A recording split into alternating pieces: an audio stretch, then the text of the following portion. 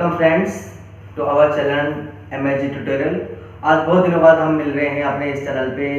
पिछले कुछ त्योहार में रक्षाबंधन आया था तो हम थोड़ा बिजी हो गए थे, बाहर जाना पड़ गया था, तो हमारे जो प्यारे बच्चे हैं वो वीडियो को नहीं देख पा रहे थे। तो आज मैं आपके लिए एक नई वीडियो लेके आया हूँ प्यारे बच्चों। ये वीडियो है क्लास 10 से electricity chapter 12। Very important topic आज मैं डिस्कस करने वाला हूँ आप सभी के सामने। बहुत सारे बच्चे प्रॉब्लम आती है कि जब वो इलेक्ट्रिसिटी को करते हैं तो वो सर्किट को सॉल्व नहीं कर पाते हैं।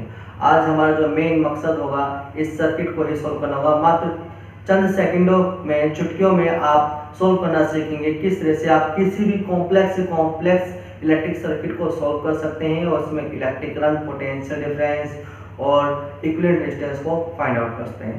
तो सबसे पहले प्यारे बच्चों हम समझते हैं कि रेजिस्टेंस को किस तरह से सीरीज और पैरेलल में जोड़ा जाता है।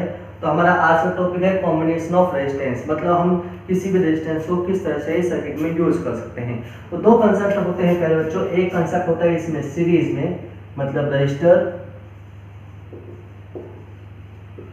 इन सीरीज, और दूसरा कंसेप्ट होता है प्यारे बच्चों रजिस्टर इन पैरेलल। सीरीज का मतलब क्या होता है आप सभी को पता है कि जो सिंबल होता है ये हम रजिस्टर के लिए यूज करते हैं किसी भी इलेक्ट्रिक सर्किट में। रजिस्टर में हम अगर मैं बात करूं तो आप ये कह सकते हैं कि उसके दो एंड है, एक है ए और दूसरा है बी। इस रजिस्टर को हम मान लेते हैं R1 बोलते हैं और मैं इसको किसी दूसरे रजिस्टर के साथ सर्किट में ज्वाइन करना चाहता हूं। मान लीजिए C पॉइंट हो गया और ये D पॉइंट हो गया, ये हो गया हमारा R2।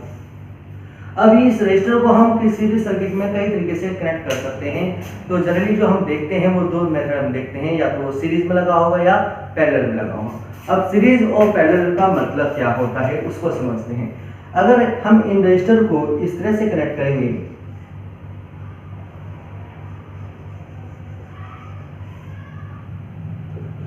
R1 R2, ये हमारा A हो गया, ये हमारा D हो गया और ये जो पॉइंट है ये B और C हो जाएगा। मतलब इन शॉर्ट में समझा जाए, अगर दो रजिस्टर के हम इस तरह से ऐड कर रहे हैं, उनको ऐड कर रहे हैं, ज्वाइन कर रहे हैं कि उनका सिर्फ एक ही पॉइंट क्या है, एक ही एंड आपस में कनेक्टेड है और दूसरा एंड आपस में कनेक्टेड नहीं है, तो इसको हम बोलते हैं सीरीज में। पैरेलल में क्या होता है पैरेलल, चलो मैं इसी रजिस्टर को मैं इस तरह से कनेक्ट करता हूँ,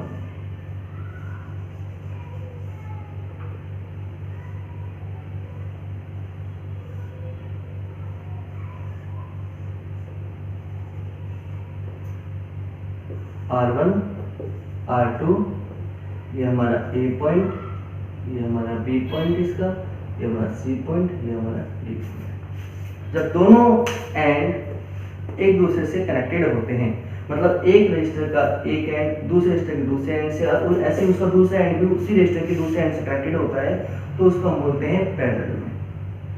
अब इसको हम सर्किट में कैसे समझ सकते हैं। मान लीजिए अगर आप इसको किसी इलेक्ट्रिक सर्किट में ज्वाइन करते हैं इस टाइप से,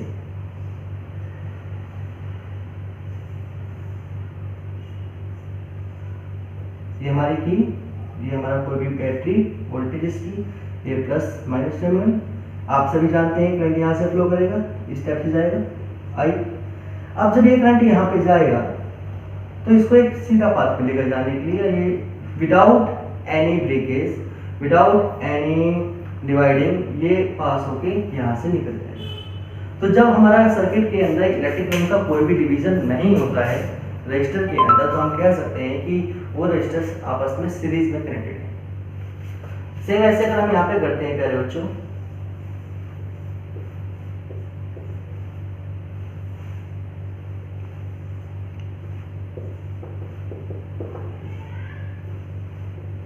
अब जैसे ही मैं इस की को क्लोज करूंगा यहाँ से इलेक्ट्रिक करंट फ्लो करेगा आई। ये आई करंट जब यहाँ पे जाएगा तो इसको यहाँ पे दो रास्ते दिखाई देंगे, एक ऊपर जाने का और एक इधर नीचे जाने का। अब यहाँ पे आके आपके इस जाने करंट को सोचना पड़ रहा है कि मैं किस डायरेक्शन में जाऊँ, मतलब उसको दो रास्ते मिलेंगे, जबकि यहाँ पे क्या था सिर्फ एक ही रास्ता था, तो वो इससे होके ही इसमें जाता। तो पैरेलल की पहचान यही है कि जब हमारा करंट डिवाइड होता है, जब हमारा करंट डिवाइड होता है और वो दो अलग पाथ में, दो अलग ब्रांच में जाने की कोशिश करता है, तो हम कहते हैं कि जो रजिस्टर और जो एलिमेंट वहाँ पे आपस में कनेक्टेड है वो कनेक्टेड है पैरेलल में। तो ये इस टाइप के सर्किट को हम बोलेंगे पैरेलल में, और इस टाइप के सर्किट को हम बोलेंगे सीरीज में। तो जब भी हम इक्विवेलेंट रेजिस्टेंस निकालते हैं सीरीज के लिए, तो उसका एक सिंपल फॉर्मूला होता है कि equivalent resistance R equivalent series में होगा R1 प्लस R2। अभी यहाँ पे दो रेजिस्टेंस लगे हुए हैं, अगर दो से ज़्यादा लगेंगे तो उनको भी हम ऐसे ही प्लस करते रहेंगे, तो ये सीरीज का इक्विवेलेंट रेजिस्टेंस होगा। पैरेलल के लिए प्यारे बच्चों जो इक्विवेलेंट रेजिस्टेंस होता है वो होता है 1/R equivalent equal to 1/R1 plus 1/R2। 1/R equivalent equal to 1/R1 plus 1/R2। दो से ज़्यादा रेजिस्टेंस लगेंगे तो उनके लिए भी ऐसी एंड सो ऑन हो जाएगा। तो ये जो हमारा फाइनल रिजल्ट है इसको हमें याद रखना है दोनों में, कि अगर दो रेजिस्टेंस आपस में सीरीज में कनेक्टेड है तो इनका इक्विवेलेंट रेजिस्टेंस निकालते हैं हम R1 plus R2 dot dot dot, और अगर पैरेलल में लगे हैं तो 1/R equal to 1/R1 plus 1/R2। आइए अब इसको हम एक न्यूमेरिकल करते हैं। आइए बच्चे, अब एक न्यूमेरिकल दिया हुआ है यहाँ पे, ये रजिस्टर है 3 ओम और 6 ओम, ये रजिस्टर किसी सर्किट में कनेक्टेड है हमारे D और G के बीच में। हमें यहाँ पे फाइंड आउट करना है इक्विवेलेंट रेजिस्टेंस। जैसा कि अभी हमने सीखा कि ये देखना होगा, पहले आइडेंटिफाई करना होगा कि रेजिस्टर सीरीज में लगे हुए हैं या पैरेलल में लगे हैं। तो आप एक एंड को पकड़ लीजिए। अब देखिए, आप जब यहाँ से जा रहे हैं तो आप देख रहे हैं कि यहाँ पे डिवीजन हो रहा है, ये स्टेप से जाएगा, फिर यहाँ पे आके दोनों फिर से मीट हो जाएंगे।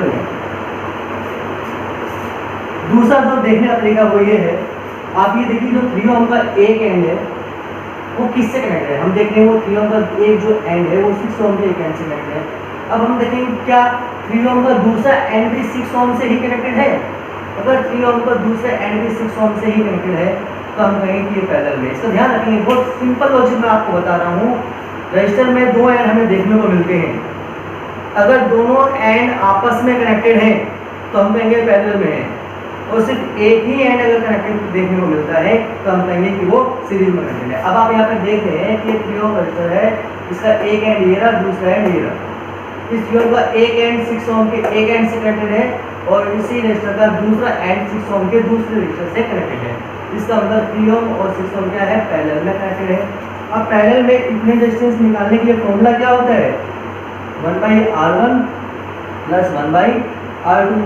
वैल्यू पुट कर दीजिए, यहाँ पे 1/3 प्लस 1/6, एलसीएम लेंगे आप 6 आएगा, 2 प्लस 1 3/6 1/2, ये 1/R इक्विवेलेंट आया। तो R इक्विवेलेंट हमारे पास यहाँ से कितना आएगा, 2 ओम। यहाँ से आप एक चीज नोटिस कर रहे होंगे बच्चों कि जब दो रेजिस्टेंस पैरेलल में लगे होते हैं तो हमारा जो फाइनल इक्विवेलेंट रेजिस्टेंस आता है, ध्यान रखने वाली बात है, वो हमेशा हमारे सर्किट के अंदर जो सबसे कम रेजिस्टेंस वैल्यू होती है उससे भी कम आता है। आप देखिए इस पूरे सर्किट में 3 ओम और 6 ओम में सबसे कम वैल्यू क्या है, 3 ओम, और हमारा जो फाइनल आंसर आया वो कितना आया, 2 ओम आया। तो यहाँ से हम एक कंक्लूजन निकालते हैं कि जब कभी भी हम रेजिस्टेंस को पैरेलल में लगाते हैं तो वहाँ पे जो इक्विवेलेंट रेजिस्टेंस होता है वो जो सबसे कम वैल्यू का रेजिस्टेंस होता है उससे भी कम आता है। तो मैं ये कह सकता हूँ, अब यहाँ से एप्लीकेशन डेली लाइफ की वैल्यू ये है कि अगर हमें अपने घर में रेजिस्टेंस के लोड को कम करना है या हमें किसी भी सर्किट में लोड को कम करना है, हमें रेजिस्टेंस को कम करना है, तो हम अपने रजिस्टर को कैसे कनेक्ट करेंगे, पैरेलल में कनेक्ट करेंगे।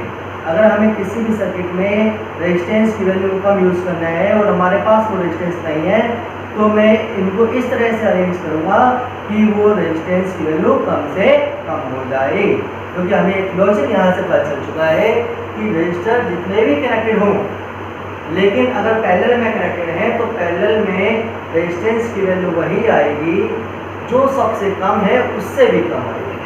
तो मैं यहाँ पे नोट करके आपके लिए चीज लिख देते हैं। हम यहाँ पे तो यहाँ से सीख रहे हैं कि in parallel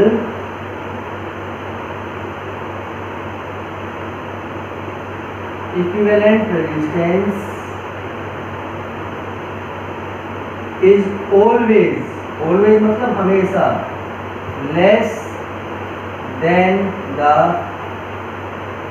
least value of resistance present in electric circuit. एक इलेक्ट्रिक सर्किट के अंदर जो सबसे कम रेजिस्टेंस की वैल्यू हमारे पास मौजूद है, पैरेलल में इक्विवेलेंट रेजिस्टेंस उससे भी कम आता है। ये पॉइंट आप ध्यान रखेंगे। आइए अब हम एक सीरीज के लिए करते हैं, वहां से भी देखते हैं वहां से हमें क्या मिलता है। आइए प्यारे बच्चों, अब हम करते हैं सेकंड क्वेश्चन। आप इस सर्किट में देखिए, इसमें भी हमें इक्विवेलेंट रेजिस्टेंस निकालना है। 3 रेजिस्टर यहाँ पे आपस में कनेक्टेड है। आप देख रहे होंगे कि जब करंट यहाँ से जा रहा है तो इसको कोई भी डिवीजन नहीं मिलता। तो पहला तो मुझे यहाँ से समझ आता है कि ये सीरीज में लगे होंगे। अब सीरीज की दूसरी कंडीशन हम फॉलो करते हैं कि क्या सीरीज में आपके में लगे हैं। तो आप देख रहे हैं कि इस रेजिस्टर के 2 एंड 4 ओम 6 ओम से सिर्फ एक एंड से कनेक्टेड है। 4 ओम का दूसरा एंड कहीं पे भी 6 ओम से कनेक्टेड नहीं है। तो 4 और 6 आपस में किस में कनेक्टेड है? सीरीज में। अब 6 ओम का एक एंड तो 4 से कनेक्टेड है और दूसरा एंड किससे कनेक्टेड है? 10 से। और 10 का एक एंड 6 से कनेक्टेड है, लेकिन दूसरा एंड किससे कनेक्टेड है? बैटरी से। मतलब 6 से कनेक्टेड नहीं है। तो 6 भी 10 के साथ कैसे है? सीरीज में। तो ये तीनों ही आपस में किस में लग गए? सीरीज में लग गए। तो सीरीज के लिए आपको पता है कि जो R इक्विवेलेंट होता है वो क्या होता है? Formula R1 plus R2। जैसा अभी हमने पढ़ा कि जितने रेजिस्टेंस होंगे उतने जुड़ते चले जाएंगे सीरीज में। वैल्यू पुट करिए सबकी। 4 प्लस 6 प्लस 10 हाउ मच? 20। ये हमारा R इक्विवेलेंट है। आप क्या नोटिस कर रहे हैं यहाँ पे? R इक्विवेलेंट कितना है? 20। यहाँ पे वैल्यू देखिए 4 ओम 6 ओम 10 ओम। सबसे ज़्यादा वैल्यू कितनी है? 10 ओम। और जो हमारा इक्विवेलेंट रेजिस्टेंस है वो कितना है? 20 ओम। इसका मतलब सीरीज में रेजिस्टेंस की वैल्यू बढ़ जाती है। तो अगर हमें सर्किट के अंदर रेजिस्टेंस को इंक्रीज करना है और हमारे पास कोई नया रेजिस्टेंस नहीं है, तो हम अपने जो मौजूदा रेजिस्टेंस है उनको यूज़ करके भी रेजिस्टेंस को इंक्रीज कर सकते हैं। उसके लिए हमें क्या करना होगा? उन रेजिस्टेंस को सीरीज में ज्वाइन करना होगा। यहाँ पे हम नोट करके समझ सकते हैं, in series combination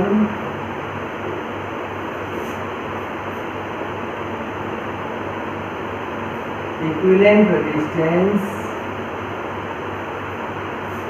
is always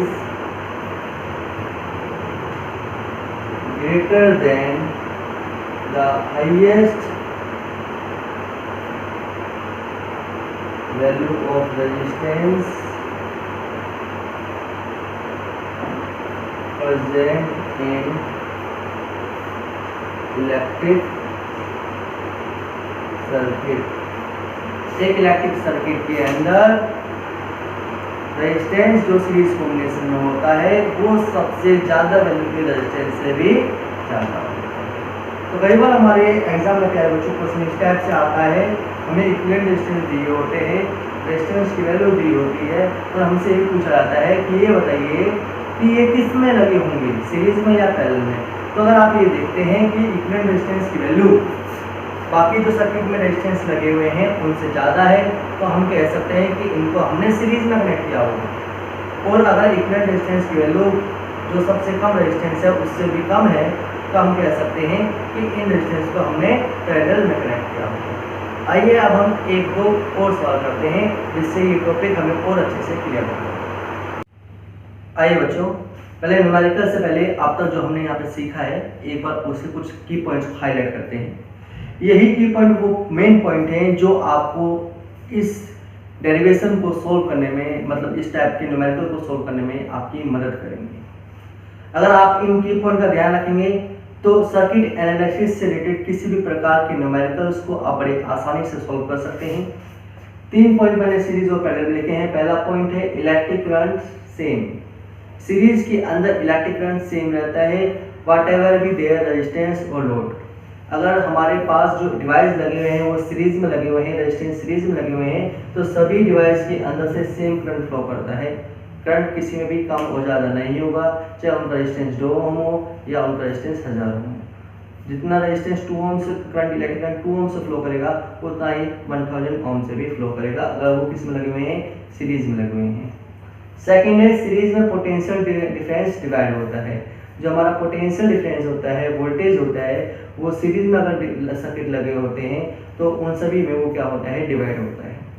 third point जो अभी हमने आपने डिस्कस किया था कि इक्विवेलेंट रेजिस्टेंस जब भी हम निकालते हैं सीरीज के लिए तो वो हमेशा ज़्यादा होता है जो सर्किट के अंदर सबसे ज़्यादा वैल्यू होती है उससे भी। आते हैं पैरेलल के लिए। पैरेलल में जैसे कि हमने पहले भी डिस्कस किया है कि इलेक्ट्रिक करंट क्या होता है, डिवाइड होता है। तो पैरेलल कॉम्बिनेशन में इलेक्ट्रिक करंट हमेशा डिवाइड होगा। पोटेंशियल डिफरेंस सेम रहेगा।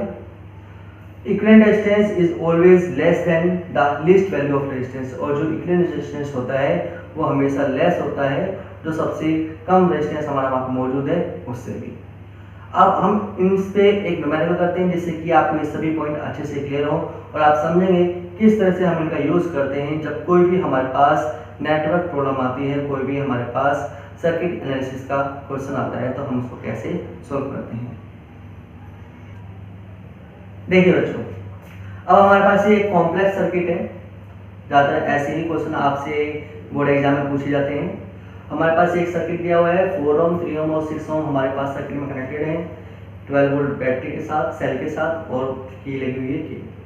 जब ये सर्किट क्लोज हो जाता है तो हमसे कुछ क्वेश्चन पूछे गए हैं। पहला क्वेश्चन पूछा गया है to find out total resistance in the electric circuit. Second part पूछा गया है find out total electric current flowing in the electric circuit. And third question पूछा गया है the potential difference across the 4 ohm resistance. तो इस type के question हमारे एग्जाम में ज़्यादातर पूछे जाते हैं। आइए अब हम इसको सॉल्व करते हैं। अपनी टेक्निक को यूज करने से पहले आप क्या करेंगे, जो आपके पास रेजिस्टेंस हुए हैं आप उनको नेमिंग कर देंगे, नोमेनक्लेचर कर देंगे। मान लीजिए इसको मैं R1 मान लेता हूँ, इसको R2, 3 ओम को हम R2 मान लेते हैं और 6 ओम को हम R3 मान लेते हैं। सबसे पहले हम इक्विवेलेंट रेजिस्टेंस को फाइंड आउट करेंगे जब भी हम सर्किट में करेंगे। तो प्यारे बच्चे आप देख रहे होंगे कि 4 ओम का एक एंड कनेक्टेड है यहाँ पे और दूसरा एंड इन दोनों से कनेक्टेड है। तो मैं यहाँ पे पहले ये आइडेंटिफाई करूंगा कि इन दोनों को किस तरह से कनेक्ट किया गया है, R2 और R3 को कैसे कनेक्ट किया गया है। तो आप देख रहे होंगे R2 का एक एंड 6 ओम से कनेक्टेड है और दूसरा एंड भी 6 ओम से ही कनेक्टेड है। इसका मतलब R2 और R3 हमारे क्लियर दिखाई दे रहा है कि ये किस में लगे हुए हैं, पैरेलल में लगे हुए हैं। तो सबसे पहले हम इनके ये करेंगे, R2 and R3 are in parallel. क्योंकि वो पैरेलल में लगे हुए हैं तो आपको पता है कि जो इक्विवेलेंट रेजिस्टेंस होगा इन दोनों के लिए उसको हम R23 बोल देते हैं। वैल्यू होगी 1/3 प्लस 1/6। आप एलसीएम लेंगे, यहाँ पे 6 आएगा, 2 + 1 3/6 1/2। यहाँ पे आप सॉल्व करेंगे तो R23 आपका हो जाएगा 2 ओम। पहले बच्चों जब भी आपके पास इस टाइप का कॉम्प्लेक्स न्यूमेरिकल आता है तो आप उसको थोड़ा सा सर्किट को सिंपलीफाई करते रहेंगे। अब आप देख रहे होंगे कि ये जो सर्किट है इसमें 4 ओम तो हमारा ये है ही, और इन दोनों को सोल्व करने के बाद हमारे पास अब एक रेजिस्टेंस की वैल्यू आई वो है 2 ओम। 2 ओम इन दोनों को सोल्व करने से आएगा तो इन दोनों का तो अब एक रेजिस्टेंस बन गया, तो ये 2 ओम हो गया। ये हमारा 4 ओम, तो ये बाकी का नीचे वाला सर्किट हमारा वैसे की वैसे ही रहेगा, इसमें हम कुछ नहीं कर सकते, ये तो जाहिर है हमारा कि यहाँ 12। अब ये हमारा R1 था प्यारे बच्चों, ये 2 ओम हमारे पास कहां से आया है, इन दोनों का 2 और 3 का इक्विवेलेंट रेजिस्टेंस मतलब R23। अब यहाँ पे आप देख रहे होंगे कि R1 और R23 दोनों किस में लगे हुए हैं, सीरीज में लगे हुए हैं, क्योंकि 4 और 2 ओम का एक ही एंड आपस में कनेक्टेड है, दूसरा एंड एक दूसरे से कनेक्टेड नहीं है। तो हम यहाँ पे कह सकते हैं कि R1 and R23 are in series, इसमें लगे हुए हैं सीरीज में। और अगर ये सीरीज में लगे हुए हैं तो इनका जो इक्विवेलेंट रेजिस्टेंस होगा वो कैसे निकालेंगे, R1 plus R23, value plus करिए दोनों की, 4 + 2, तो हमारे पास R इक्विवेलेंट रेजिस्टेंस कितना आएगा, 6 ओम। तो हमारा जो पहले पार्ट का आंसर है कि हमें यहाँ पे निकालना है total resistance in the circuit, वो कितना आया हमारा 6 ओम आया है। और इस सर्किट को मैं फिर से मैनिपुलेट कर सकता हूँ कि अब हमारे पास जो सर्किट बन जाएगा प्यारे बच्चों वो ये हमारा 6 ओम हो जाएगा। ये हमारी बैटरी सेल 12 वोल्ट ये स्विच, ये हमारे पास फाइनल आर आ चुका है। यहाँ पे हमारे पास पोटेंशियल डिफरेंस है, हमें निकालना है यहाँ पे कितना इलेक्ट्रिक करंट फ्लो कर रहा होगा, जैसा कि सेकंड पार्ट में पूछा गया है। तो प्यारे बच्चों, अगर हमारे पास V भी है और R भी है तो हम ओम्स लॉ का यूज कर सकते हैं यहाँ पे, और ओम्स लॉ का यूज करके हम इसको क्या निकाल सकते हैं, इलेक्ट्रिक करंट निकाल सकते हैं। आइए देखते हैं उसको।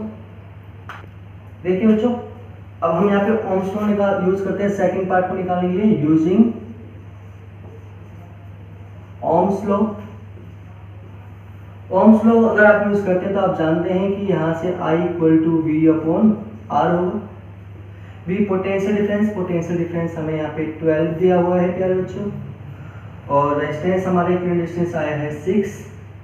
हम कह सकते हैं इलेक्ट्रिक करंट जो सर्किट में फ्लो करेगा वो कितना करेगा, 2 एम्पियर फ्लो करेगा। तो प्यारे बच्चों, इस इलेक्ट्रिक सर्किट में जो इलेक्ट्रिक करंट फ्लो कर रहा है वो कितना कर रहा है, 2 एम्पियर। अब यहाँ पे है जो बच्चों को ज्यादा प्रॉब्लम आती है, वो हमसे पूछा गया थर्ड पार्ट में, पोटेंशियल डिफरेंस अक्रॉस 4 ओम के अक्रॉस पोटेंशियल डिफरेंस क्या होगा। तो ये जो 3 सर्किट हमारे पास आए हैं, हम नीचे वाले सर्किट से ऊपर की तरफ जाएंगे, आपको कभी दिक्कत नहीं आएगी। इलेक्ट्रिक करंट कितना फ्लो कर रहा है, 2 एम्पियर। 2 एम्पियर जो इलेक्ट्रिक करंट फ्लो कर रहा है वो 6 ओम में फ्लो कर रहा है। 6 ओम कहां से आया, 4 और 2 से बन के आया। मतलब यहाँ पे जो ये करंट फ्लो कर रहा है, कितना फ्लो कर रहा है, 2 एम्पियर करंट हमारा यहाँ पे फ्लो कर रहा है। अब ये किसमें लगे हुए हैं प्यारे बच्चों, सीरीज में लगे हुए हैं। तो ये जो इलेक्ट्रिक करंट है I 2 एम्पियर, ये 4 ओम से भी कितना जा रहा है, 2 एम्पियर जा रहा है, और 2 ओम से भी कितना जा रहा है, 2 एम्पियर जा रहा है। इसके बाद जब हम ऊपर जाते हैं तो हमने देखा कि ये 4 ओम तो रेजिस्टेंस यहाँ पे, तो इसके अंदर से इलेक्ट्रिक करंट अभी भी कितना फ्लो कर रहा होगा, 2 एम्पियर फ्लो कर रहा होगा। और जब ये इलेक्ट्रिक करंट यहाँ पे जाएगा, इस पॉइंट पे जाएगा, तो यहाँ पे इस इलेक्ट्रिक करंट का क्या हो जाएगा, डिवीजन हो जाएगा। क्यों, जैसे कि अभी हमने रूल में पढ़ा कि सीरीज में इलेक्ट्रिक करंट सेम रहता है और पैरेलल में जाके इलेक्ट्रिक करंट डिवाइड हो जाता है। तो यहाँ तक ये सीरीज में जा रहा था तो 2 एम्पियर ही रहेगा। जैसे इस पॉइंट पे जाएगा तो यहाँ पे 2 पार्ट है, मतलब इलेक्ट्रिक रेजिस्टेंस अलग अलग है, तो ये यहाँ पे क्या हो जाएगा, डिवाइड हो जाएगा, ये वैल्यू अलग आएगी। लेकिन हमारा क्वेश्चन कहाँ तक पूछा गया, हमें पूछा गया है सिर्फ इस पार्ट के लिए कि इस पार्ट में पोटेंशियल डिफरेंस कितना होगा। अब आप जानते हैं कि ये जो 4 ओम है 2 ओम के साथ कैसे लगा हुआ है, कनेक्टेड है, सीरीज में है, और सीरीज में पोटेंशियल डिफरेंस प्यारे बच्चों डिवाइड होता है, मतलब 12 वोल्ट क्या होगा, यहाँ पे डिवाइड होगा। तो यहाँ पे हम पोटेंशियल डिफरेंस को फाइंड आउट करने के लिए